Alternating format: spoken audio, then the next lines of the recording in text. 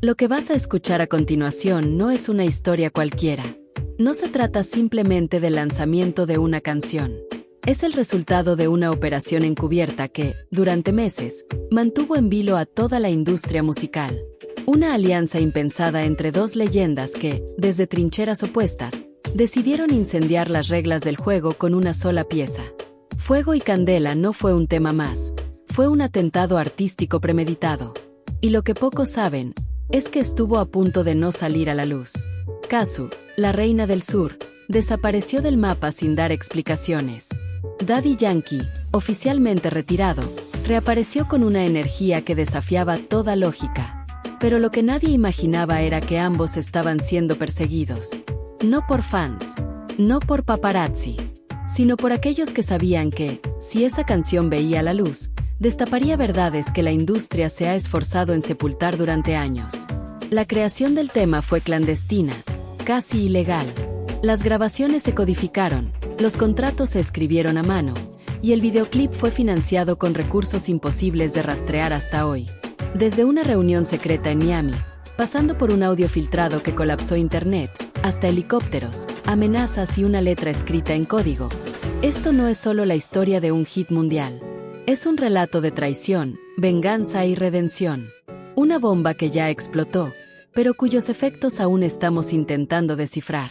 Quédate hasta el final, porque lo que viene es fuego real. El ambiente en el mundo urbano era raro, silencioso, sospechosamente tenso. Algo no cuadraba.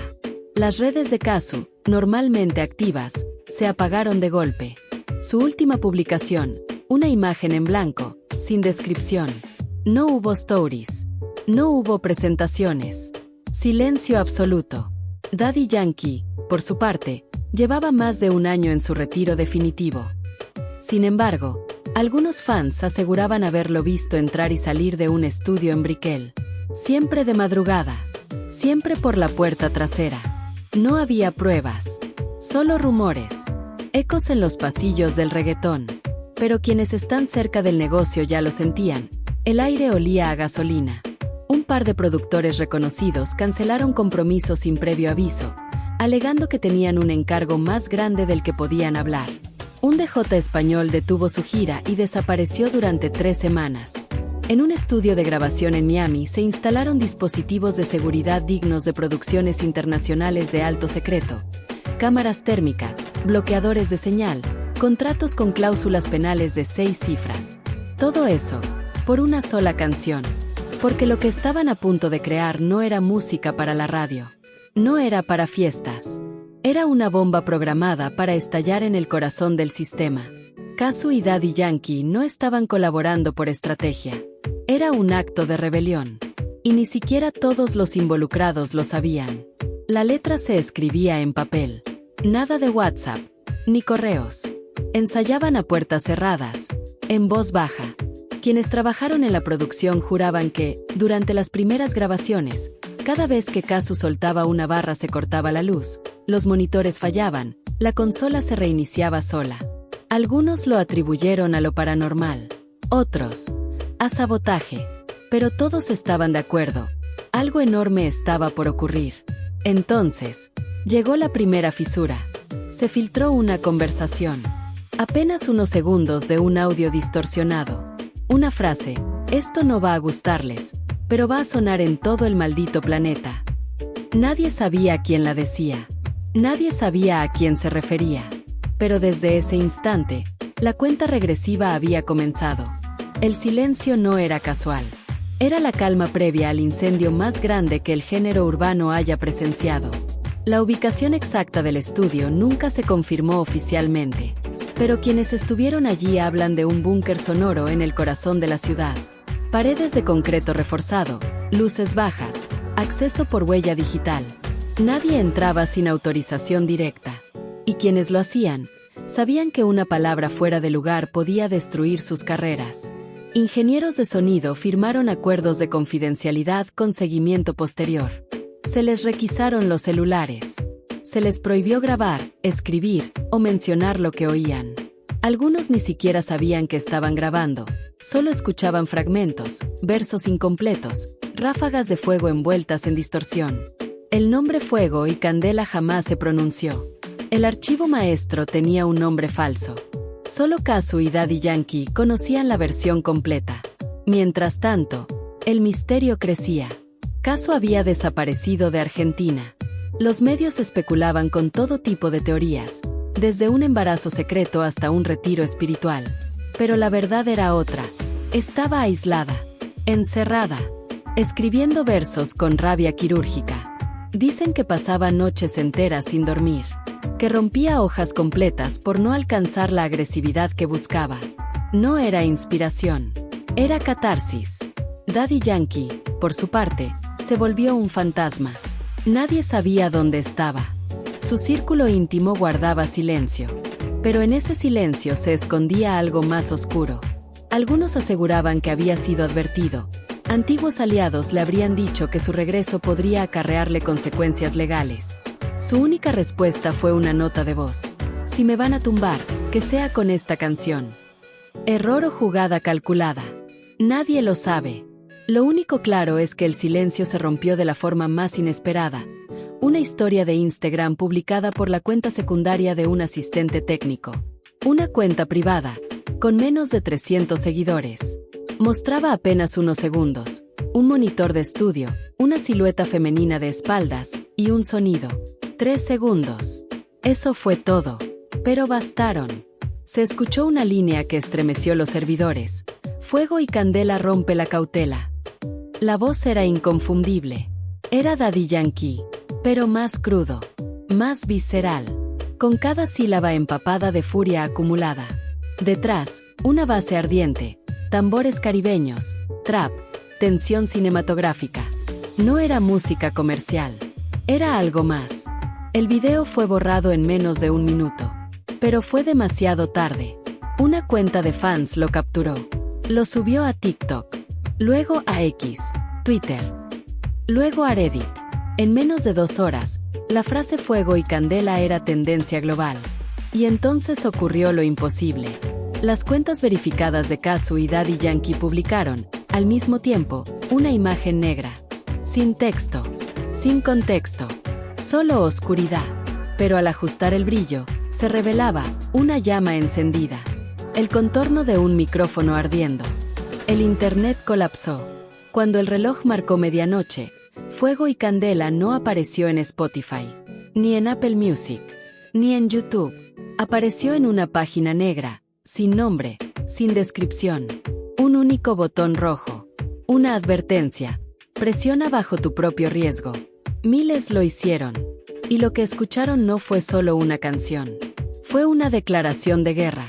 Los primeros segundos fueron puro silencio. Luego, explosiones. Sirenas. Fuego. Tambores rituales. Distorsiones digitales como el fin del mundo. Y entonces, la voz de Cazzu. Pero no era la Cazzu de siempre. Era otra, más oscura, más feroz. Cada verso era un disparo. Quemamos la industria. No firmo cadenas /diagonal, soy libre en la pista. Bendita condena. Luego, Daddy Yankee. Sin flow comercial. Sin filtros. Solo verdad. Volví por la espalda. Sin pedir permiso /diagonal, traigo dinamita. No hay segundo aviso. Las barras iban directo a la médula del negocio. Hablaban de explotación, de contratos sucios, de censura, de manipulación. Todo dicho en clave, en dobles sentidos, en rimas con filo. Pero el mensaje era claro. Y las llamas no se apagaron. Se expandieron.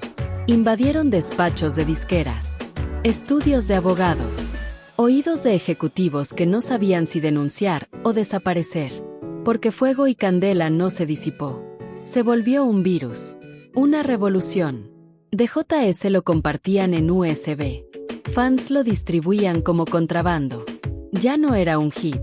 Era un manifiesto. Y lo sabían. Las plataformas fueron obligadas a bajar versiones piratas. Ninguna pudo demostrar ser dueña. Los artistas empezaron a dejar indirectas. A tomar partido. Y el público ya no pedía una versión oficial. Pedía más fuego. Entonces, Cazzu rompió el silencio. No en un medio. No en TV. Lo hizo con un video vertical, sin filtros, desde una habitación anónima. Miró a cámara y dijo: "No estamos contra la música. Estamos contra lo que hicieron con ella". Fue suficiente. Daddy Yankee publicó un mensaje en mayúsculas: "La industria no tiene dueños / el ritmo es del pueblo". En minutos, el post fue reportado, eliminado. Pero era tarde. La frase se volvió mural en Medellín, Buenos Aires, Miami, Madrid. El hashtag #Fuego y Candela Revolution rompió récords. Lo que empezó como una colaboración terminó como un llamado a la desobediencia creativa. Una multinacional presentó una demanda por difamación. Otra intentó bloquear sus presentaciones. Incluso hubo presiones diplomáticas. Pero el público no lo permitió. Cada intento de censura solo avivaba las llamas. Festivales se declararon independientes. Sellos emergentes unieron fuerzas para escapar del sistema. Artistas nuevos alzaron la voz. Nos dieron el valor que nos faltaba. Porque Fuego y Candela no rompió el molde. Lo incineró. Y demostró que sí existe otro camino. Cazzu fue invitada a foros internacionales para hablar de libertad artística. Daddy Yankee, pese al riesgo, confirmó su regreso, sin patrocinadores. Autogestionado. Pura calle. Pura verdad. Algunos lo llaman locura. Otros, renacimiento. Pero todos saben una cosa: la música urbana ya no será la misma. A medida que la revolución tomaba forma, el fenómeno Fuego y Candela se fue transformando en algo mucho más grande que la música misma. Lo que había empezado como un estallido artístico se convirtió en un grito colectivo, un clamor de artistas y fans que se sentían atrapados por las restricciones de la industria. El mensaje de Cazzu y Daddy Yankee no solo encendió las redes sociales, sino que también se expandió a todos los rincones de la cultura urbana. El primer gran movimiento después del lanzamiento fue la creación de un colectivo de artistas, productores y creativos que se autodenominaron los Hijos del Fuego. Este grupo empezó a compartir consejos, conocimientos y estrategias para escapar de los contratos discográficos tradicionales, subrayando la importancia de la autonomía y la independencia artística.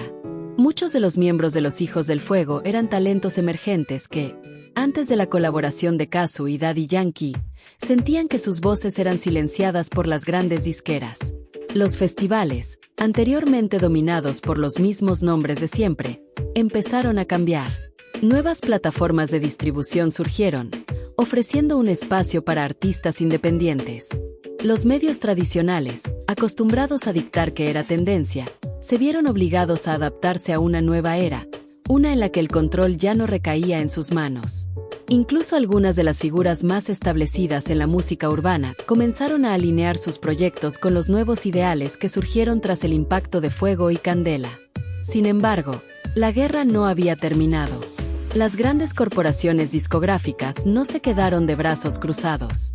De hecho, sus represalias fueron rápidas y despiadadas. En un intento de frenar el movimiento, lanzaron campañas de difamación contra los artistas más vocales del colectivo. Se filtraron rumores sobre supuestos contratos ilegales, conflictos internos y disputas personales dentro de los Hijos del Fuego. Incluso llegaron a crear cuentas falsas en redes sociales para sembrar discordia, asegurando que Cazzu y Daddy Yankee no eran los verdaderos líderes de la revolución, sino meras marionetas de un plan más grande. Pero, como con todo lo que envolvía este fenómeno, el intento de desinformación fue contraproducente. En lugar de disminuir el apoyo, avivó la llama del movimiento. Los fans comenzaron a percibir la presión de las discográficas como una confirmación de que Fuego y Candela había dado en el blanco. A medida que las leyendas del reggaetón y el trap seguían reafirmando su compromiso con el movimiento, nuevas figuras comenzaron a sumarse a la causa, incluyendo artistas de otros géneros que también habían sentido el peso de la censura y el control de los grandes conglomerados. El apoyo de las masas fue arrollador. Miles de fanáticos crearon contenido con la consigna #Fuego y Candela Revolution. Las ciudades se llenaron de murales que representaban la imagen de Cazzu y Daddy Yankee con llamas, simbolizando no solo su colaboración, sino la incipiente lucha por la liberación artística. La comunidad no solo estaba apoyando una canción, sino un manifiesto por la libertad de expresión, por la creación sin límites y por un cambio real en la industria musical. La controversia siguió creciendo, y el gobierno de ciertos países, que no podían ignorar el fenómeno, se vio forzado a intervenir. En algunos casos, promovieron debates públicos sobre los derechos de los artistas y las políticas de censura en la música. En otros, trataron de sofocar la ola de apoyo a través de campañas de desinformación más sofisticadas, pero la demanda de transparencia y la búsqueda de la verdad ya eran imparable. El clímax llegó durante la gala anual de premios más importante de la industria, en la que todos esperaban ver cómo se resolvería el conflicto entre los viejos poderes y los nuevos rebeldes. Cazzu y Daddy Yankee, que habían sido nominados a múltiples premios, se presentaron juntos, pero no de la forma esperada. En lugar de hacer un discurso de agradecimiento, ambos artistas se subieron al escenario con un micrófono en mano y, sin previo aviso, comenzaron a cantar Fuego y Candela en vivo, sin editar, sin filtros. La audiencia, atónita, vio cómo los ecos del tema se hacían más fuertes con cada palabra, mientras la pantalla mostraba imágenes de las protestas y murales alrededor del mundo. Era una declaración de guerra. De inmediato, las luces de la gala comenzaron a parpadear. En la sala, los ejecutivos más poderosos del negocio miraban, nerviosos, mientras el tema continuaba su imparable avance por la red.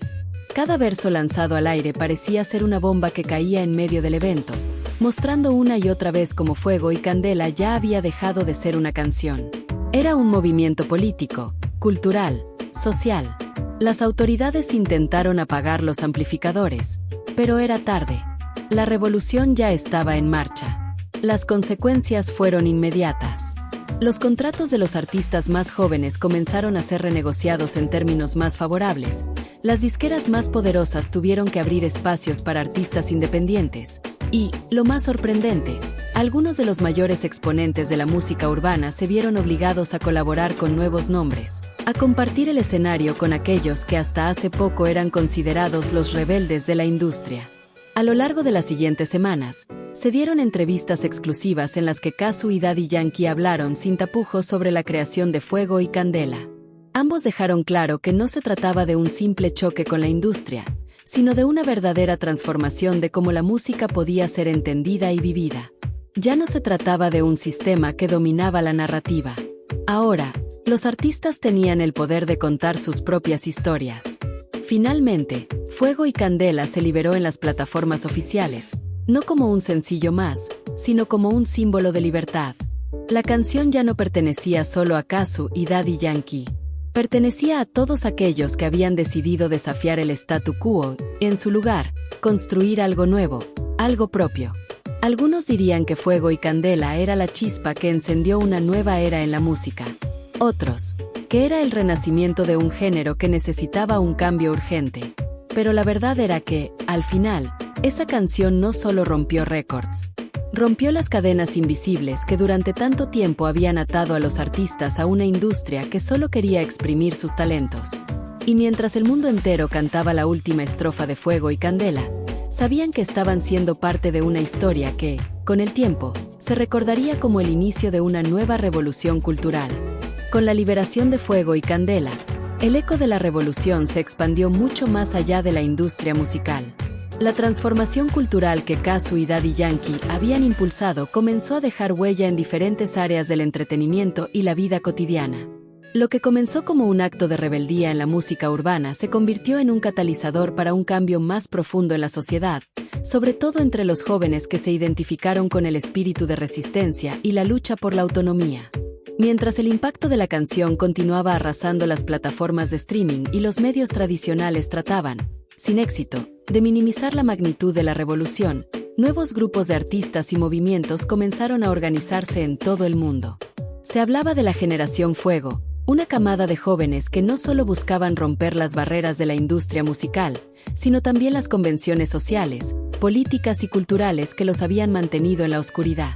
En ciudades como Bogotá, Buenos Aires, Ciudad de México y Caracas, los conciertos que celebraban la independencia creativa se multiplicaban.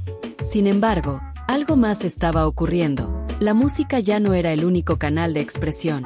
Los grafitis de Fuego y Candela invadieron los muros de las calles, mientras que los influencers más poderosos del momento, como Katsia y Lirio Blue, se unieron al movimiento, creando contenidos en sus redes sociales que invitaron a sus seguidores a unirse a la causa. Para ellos, no era solo sobre música, era sobre el derecho a decidir qué historias querían contar y cómo querían hacerlo. El clímax del fenómeno ocurrió cuando un gigantesco festival internacional, la Rebelión del Fuego, se organizó sin la participación de las principales discográficas. De hecho, el evento fue completamente independiente. Aquel festival, que se celebró en la ciudad de Medellín, no solo reunió a artistas del reggaetón, el trap y el rap, sino también a músicos de otros géneros que históricamente habían estado marginados de las grandes plataformas. Fue un espacio donde, por primera vez, se vivió una total libertad creativa, sin los filtros de las grandes productoras o las censuras de las radioemisoras comerciales. Cazzu, en una aparición inesperada, subió al escenario acompañada por varios de los nombres más importantes de la escena urbana, entre ellos, Majo Aguilar, Yandel y hasta artistas que habían sido considerados rivales en el pasado. Todos juntos, sin que se esperara, interpretaron un remix de Fuego y Candela, junto a un mensaje cargado de simbolismo: la música no tiene dueño, solo los que la viven. Las pantallas gigantes que rodeaban el festival proyectaban imágenes de aquellos momentos clave de la revolución, desde el lanzamiento subversivo de la canción, hasta los murales en diferentes partes del mundo, pasando por los míticos apagones en Europa y los disturbios pacíficos que mostraban la unidad entre los fans y los artistas. Cada paso era un recordatorio de que Fuego y Candela no había sido solo una canción, sino el emblema de una lucha que todavía seguía, con nuevas generaciones tomando las riendas de la cultura. Mientras tanto, las discográficas seguían tratando de recuperar terreno, pero sus esfuerzos eran cada vez más desesperados. Los intentos de descalificar a los artistas independientes, acusándolos de ser parte de un plan orquestado por fuerzas ajenas a la industria, solo provocaban más controversia. Y si antes las redes sociales se veían como simples plataformas de entretenimiento, ahora se habían convertido en verdaderos campos de batalla ideológicos, donde los seguidores de Cazzu, Daddy Yankee y los demás artistas de los Hijos del Fuego debatían, criticaban y, sobre todo, exigían un cambio en la estructura musical que les había sido impuesta. Pero los movimientos de las grandes corporaciones no fueron lo único que puso en peligro el proceso. Con el éxito del festival, comenzaron a aparecer voces disidentes dentro de los Hijos del Fuego.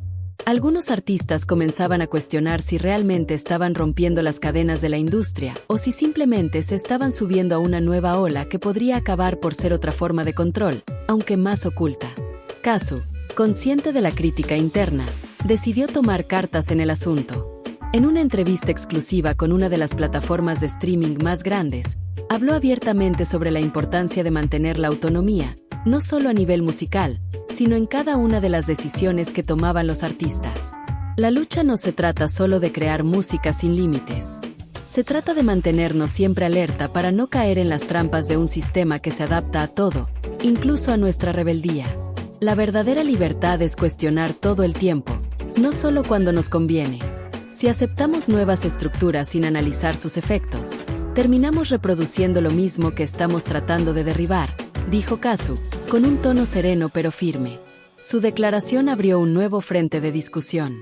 ¿Realmente estaba Fuego y Candela empoderando a los artistas, o los estaba colocando en una nueva jaula? Los días siguientes fueron marcados por intensos debates dentro de los círculos artísticos y los movimientos de liberación cultural. Mientras tanto, nuevos artistas que habían visto en Cazzu y Daddy Yankee ejemplos de valentía comenzaron a tomar el control de sus propias carreras, eligiendo, con cautela, en qué colaboraciones embarcarse y cómo manejar su imagen. La respuesta a esos interrogantes estaba aún por verse, pero lo que sí era cierto era que la revolución estaba lejos de terminar. Los músicos, artistas visuales, poetas y creativos de todo tipo que se habían unido al movimiento Fuego y Candela comprendieron que la lucha por la libertad artística no se resolvía con un solo éxito, sino con una vigilancia constante, con la construcción de nuevas redes de apoyo y con la audacia para desafiar incluso a aquellos que se presentaban como aliados. En un mundo donde el control ya no recaía exclusivamente sobre las grandes discográficas, sino sobre una comunidad global de artistas y seguidores, Cazzu y Daddy Yankee sabían que el futuro de la música dependía de seguir adelante con los mismos ideales que los habían unido en primer lugar: la libertad, la autenticidad y la capacidad de crear sin límites. A medida que la sombra de Fuego y Candela se alargaba, el impacto de la revolución no solo se sentía en las calles ni en los escenarios, sino también en la política cultural global. La influencia de Casu, Daddy Yankee y los demás artistas de los Hijos del Fuego era tal que comenzaron a ser convocados para hablar en foros internacionales sobre libertad creativa, derechos de autor y el poder de las plataformas independientes. Los grandes gobiernos, que anteriormente ignoraban el poder del arte urbano, empezaron a tomar en cuenta la opinión de esta nueva ola de artistas. Un evento clave ocurrió en la Cumbre Internacional de Creadores, un foro anual en el que se debatían las políticas culturales a nivel mundial. Casu fue invitada como representante de la generación Fuego, y su intervención se convirtió en uno de los puntos más calientes de la conferencia. Frente a políticos, empresarios y académicos, Casu expresó en su discurso algo que resonó en todos los presentes. El arte nunca ha sido un lujo ni un negocio, siempre ha sido la voz de los pueblos. Y no solo de los pueblos que pueden pagar por consumirlo, sino de aquellos que han sido silenciados. La música, como cualquier otra forma de expresión, debe ser libre. Nosotros, los creadores, no podemos seguir siendo marionetas de sistemas que se aprovechan de nuestro talento, controlando nuestros pasos, nuestras palabras, nuestras almas. Fuego y Candela es más que una canción, es un grito de libertad. La ovación fue ensordecedora, pero también encendió la controversia.